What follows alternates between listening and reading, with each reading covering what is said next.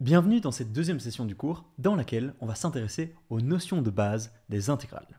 Et on va commencer par essayer de répondre à la question suivante: à quoi ça sert les intégrales?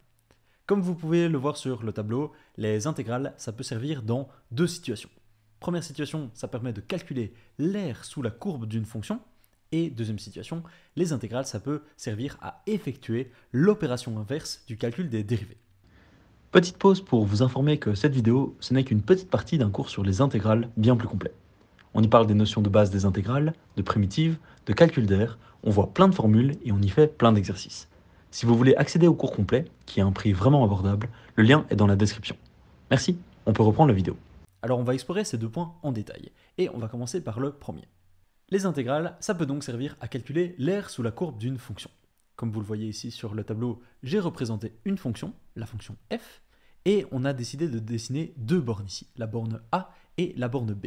Et ici se dessine une forme entre la borne A, la borne B, l'axe des abscisses et la fonction f, et cette surface ici, cette R, on peut la calculer grâce aux intégrales.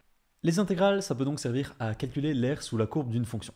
Mais ici encore, on peut se poser la question, à quoi ça sert exactement de calculer l'aire sous la courbe d'une fonction? Et en vérité, ça peut servir dans plein de situations. Le premier exemple auquel on peut penser, c'est dans le monde des statistiques. Quand on veut calculer des probabilités, on doit souvent calculer des aires sous des courbes.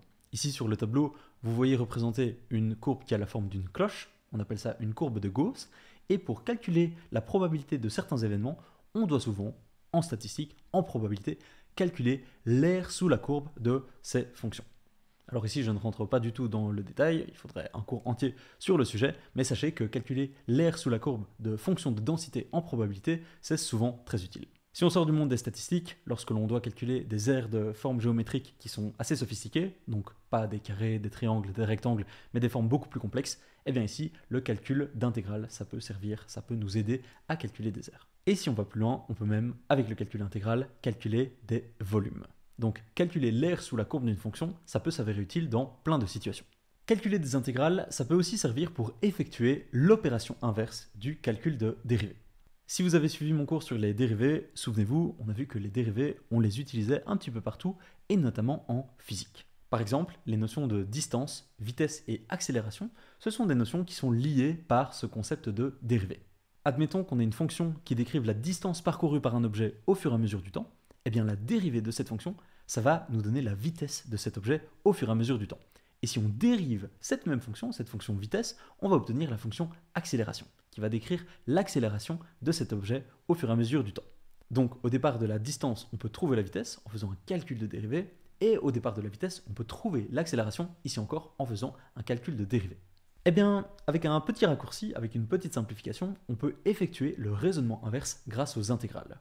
Au départ de la fonction accélération, on peut retrouver la fonction vitesse, et au départ de la fonction vitesse, eh bien, on peut retrouver la fonction distance. Il ne s'agit ici que d'un exemple avec distance, vitesse et accélération, mais en réalité, que ce soit en physique ou en économie ou en chimie ou dans plein d'autres sciences, on est souvent confronté à calculer des dérivées pour passer d'une notion à l'autre, et parfois il faut utiliser le calcul intégral pour passer de cette deuxième notion à la première, pour effectuer le chemin inverse. Et ce n'est pas tout. Si vous voulez aller plus loin dans les maths pures, eh bien la maîtrise des intégrales, c'est quelque chose d'indispensable. Si par exemple vous voulez résoudre des équations différentielles, eh bien il faut que vous vous y connaissiez aussi bien en dérivée qu'en intégrale. Donc c'est une étape qui est indispensable. C'est tout pour cette vidéo, vous avez maintenant une bonne idée de ce à quoi peuvent servir les intégrales. On se retrouve dans la prochaine vidéo, à très vite.